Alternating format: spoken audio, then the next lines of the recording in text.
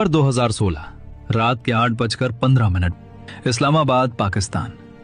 एक बेहद खुफिया और सुरक्षित तहखाने में आज जश्न का माहौल था। वहाँ पाकिस्तान की खुफिया एजेंसी ISI का major Iqbal, underworld don Dawood Ibrahim और खनानी भाई बैठे हुए थे। उनके सामने टीवी स्क्रीन चल रही थी, लेकिन उनका असली ध्यान बाहर खड़े उन दर्जनों ट्रकों पर था जो बस कुछ ही घंटों में रवाना होने वाले थे। इन ट्रकों में कोई हथियार, बम या बारूद नहीं था। इन ट्रकों में भारत को अंदर से खोखला कर देने वाला एक ऐसा जहर भरा था जिसे पकड़ना किसी भी सेना के लिए नामुमकिन था। इन ट्रकों में भरे थे 60,000 करोड़ रुपए के बिल्कुल असली दिखने वाले जाली भारतीय नोट। सब कुछ उनके मास्टर प्लान के हिसाब से चल रहा था। अगले दिन सुबह 4 बजे ये खेप नेपाल बॉर्डर पार करके हिंदुस्तान में दाखिल होने वाली थी। तभी अचानक टीवी स्क्रीन पर एक ब्रेकिंग न्यूज फ्लैश होती है और भारत के प्रधानमंत्री नरेंद्र मोदी राष्ट्र को संबोधित करने के लिए स्क्रीन पर आते हैं। कमरे में सन्नाटा छा जाता है और फिर पीएम मोदी के मुंह से निकले एक फैसले ने उस तहखाने में ऐसा भूकंप ला दिया कि कुछ ही मिनटों बाद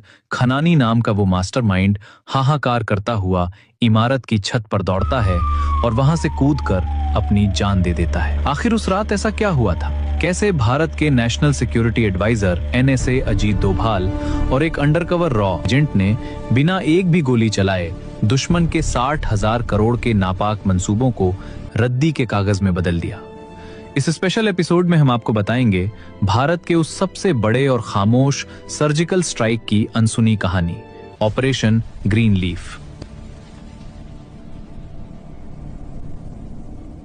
इस खौफनाक साजिश की असल शुरुआत होती है 26 मई 2014 से, जब नरेंद्र मोदी ने भारत के प्रधानमंत्री पद की शपथ ली। मोदी जी के शपथ लेते ही ISI के मेजर इकबाल और कई आतंकवादी ग्रुप्स ने नेपाल बॉर्डर के जरिए 60,000 करोड़ रुपए की जाली करेंसी भारत भेजने का मास्टर प्लान बनाया।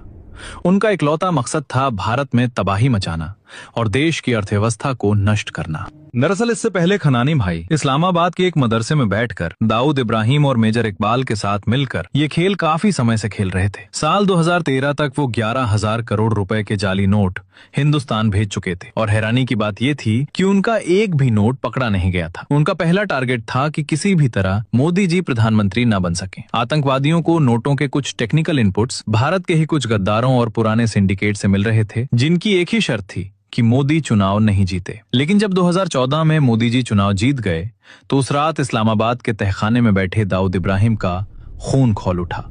दाऊद ने गुस्से में कहा कि उनके 11,000 करोड़ पानी में चले गए क्योंकि उन्होंने गलत लोगों पर भरोसा किया था। उसी रात उन्होंने तय किया कि इस बार 11,000 करोड़ नहीं बल्कि सीधे 60,000 करोड़ रुपए भारत भेजे जाएंगे। और इस बार सिर्फ पैसा नहीं बल्कि साथ में भयानक हिंसा भी फैलाई जाएगी ताकि देश एक साथ 2 मोर्चों पर लड़ते हुए घुटनों पर आ जाए। मेजर इकबाल ने इस 60,000 करोड़ की रकम को भारत में घुसाने के लिए नेपाल बॉर्डर का रास्ता सुझाया था। प्लान ये था कि नेपाल से ये पैसा सीधे उत्तर प्रदेश में घुसेगा और यूपी में इस पैसे को रिसीव करने की जिम्मेदारी दी गई कुख्यात बाहुबली गैंगस्टर अतीक को। अतीक का गुंडों का जाल इतना बड़ा था कि अगर पैसा उसके रास्ते से जाता तो पूरे हिंदुस्तान के चप्पे चप्पे में बिखर जाता।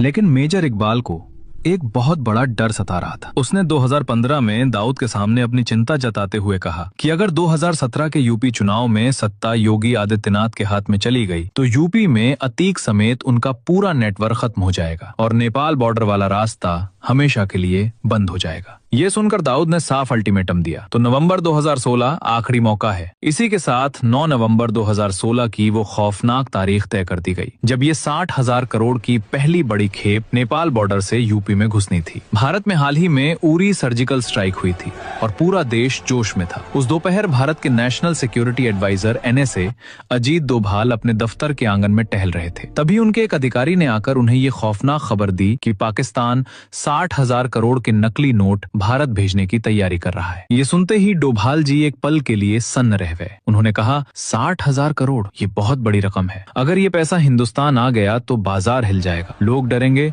और देश की स्थिरता टूट जाएगी। डोभाल ने तुरंत अपने अधिकारी को आदेश दिया कि हमारे उस स्पाई जासूस से संपर्क करो और पता लगाओ कि 60,000 करोड़ के नोट छप चुके हैं या अभी छपने बाकी हैं। ये स्पाई कोई और नहीं बल्कि रॉ के एक बेहद होनहार और खतरनाक undercover agent major Mohit Sharma थे। मेजर मोहित कोई आज के जासूस नहीं थे। वो कई सालों से पाकिस्तान में रहकर लियारी गैंग में पूरी तरह शामिल हो चुके थे। वो खनानी भाइयों और मेजर इकबाल के साथ कंधे से कंधा मिलाकर काम करते थे और दुश्मन उन्हें अपना ही आदमी समझकर उन पर अंधा भरोसा करता था। डोभाल का आदेश मिलते ही मेजर मोहित ने खनानी और इकबाल के साथ एक मीटिंग फिक्स की और एक मनोवैज्ञानिक चाल चली।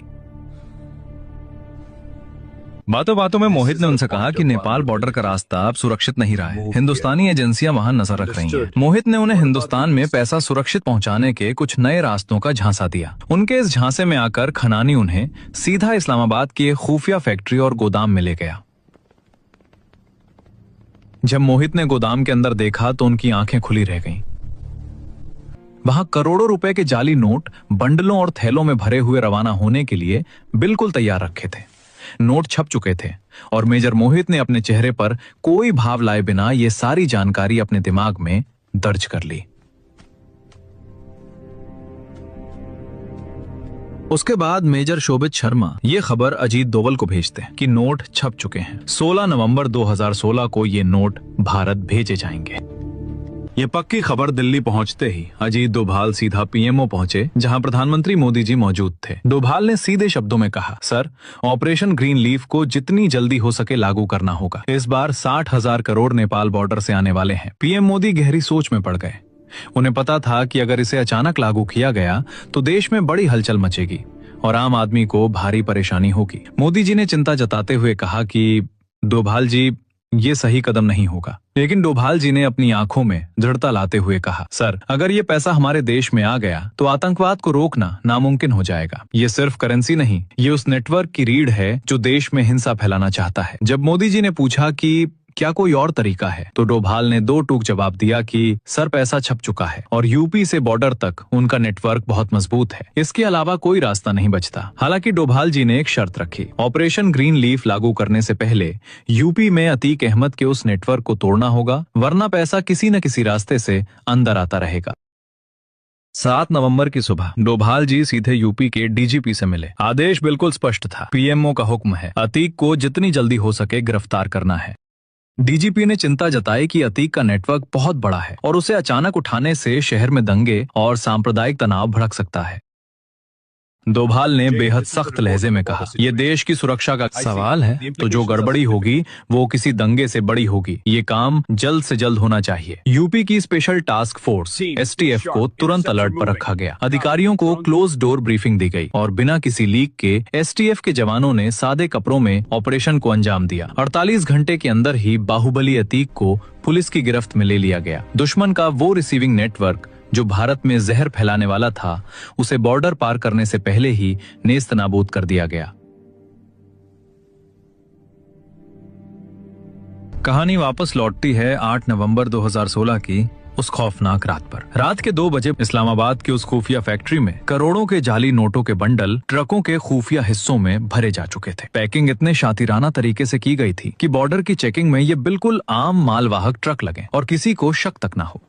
जैसे ही आखिरी बक्सा लोड हुआ, मेजर इकबाल ने सीधा यूपी के बाहुबली अतीक को फोन घुमाया। मेजर इकबाल को इस बात की रत्ती भर भी भनक नहीं थी कि अतीक इस वक्त आजाद नहीं बल्कि यूपी एसटीएफ की गिरफ्त में। फोन पर इकबाल का सीधा हुक्म था, 9 नवंबर की सुबह 4 बजे तुम्हें हिंदुस्तान की तरफ से ट्रक हर हाल में रिसीव करने हैं। लेकिन अतीक कोई सड़क छाप गुंडा नहीं था। उसका खौफ और क्रिमिनल नेटवर्क इतना तगड़ा था कि वो पुलिस कस्टडी या जेल की भारी सुरक्षा के बीच से भी अपना पूरा सिंडिकेट चला सकता था। एसटीएफ की गिरफ्त में होने के बावजूद अतीक ने इतनी सफाई से बात की कि मेजर इकबाल को जरा भी शक नहीं हुआ। फोन कटते ही अतीक का वो खौफनाक स्लीपर सेल एक्टिव हो गया। पुलिस की नाक के नीचे से बिना किसी भनक के उसके सबसे भरोसेमंद गुर्गों को बॉर्डर की तरफ रवाना होने का सीक्रेट फरमान मिल चुका था। दुश्मन का रिसीविंग नेटवर्क अभी भी जिंदा था। 8 नवंबर की शाम ढल रही थी। इस्लामाबाद की फैक्ट्री में ट्रकों का काफिला हिंदुस्तान में तबाही मचाने के लिए बिल्कुल तैयार खड़ा था। बस रवाना होने की एक आखिरी हरी झंडी का इंतजार था और उसी भीड़ के बीच मौत के साये में खामोशी से खड़े थे हमारे अंडरकवर एजेंट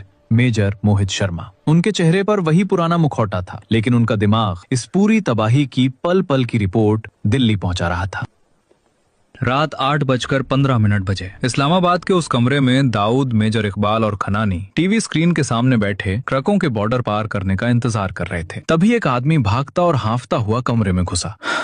भाईजान, टीवी पर देखो क्या आ रहा है। सब टीवी की तरफ मुड़े। स्क्रीन पर मोदी जी सीधे देश को संबोधित कर रहे थे और उन्होंने वो ऐतिहासिक ऐलान कर दिया कि आज रात से 500 और 1000 के नोट बंद हो जाएंगे। एक ही झटके में ट्रकों में भरा 60,000 करोड़ का जाली खजाना महज रद्दी के कागज में बदल गया। इस भयंकर सदमे और अपनी सालों की मेहनत को राख होता देख खनानी बदहवास होकर कमरे से बाहर निकला, छत पर गया और वहां से नीचे गिरकर उसने अपनी जान दे दी। दोस्तों, ये कोई आम राजनीतिक फैसला नहीं था।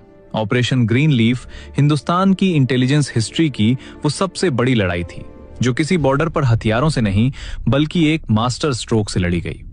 अजीत डोभाल और मेजर मोहित शर्मा जैसे उन गुमनाम शूरवीरों ने खामोशी से वो कर दिखाया जिसका श्रेय उन्होंने कभी नहीं मांगा।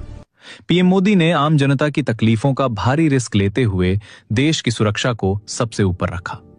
क्या आपको लगता है कि अगर हमारी इंटेलिजेंस वक्त पर यह चाल नहीं चलती तो आज भारत की स्थिति क्या होती?